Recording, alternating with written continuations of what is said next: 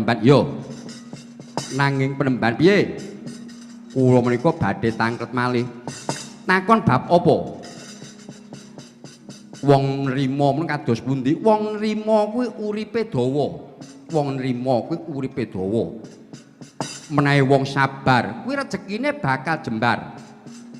Menawi wong ngalah uripe bakal berkah. Sapa sing jujur uripe makmur, sapa sing sulaya uripe sengsara. Sapa sing sombong amale bakal kobong, sapa sing telaten bakale panen. Aja padha ngresula mundhak gelis tuwa. Sing wis lunga lalekno, sing durung teka entenana. Sing wis ana syukurana. Iki pituture wong Jawa.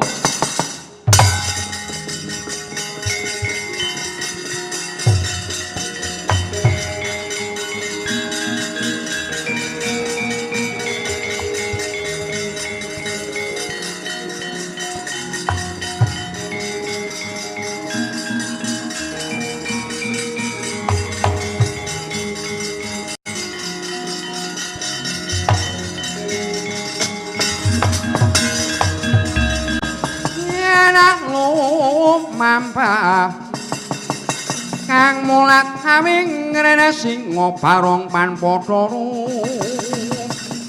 maksa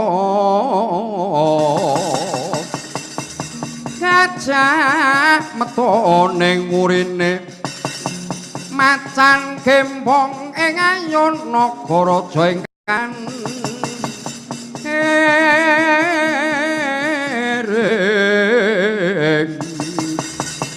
singa mulajre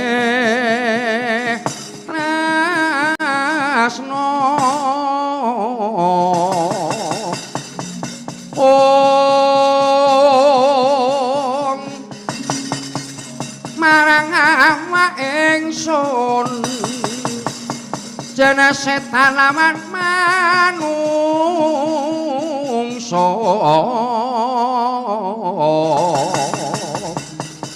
padha kedhep lawan teluh hantu bumi.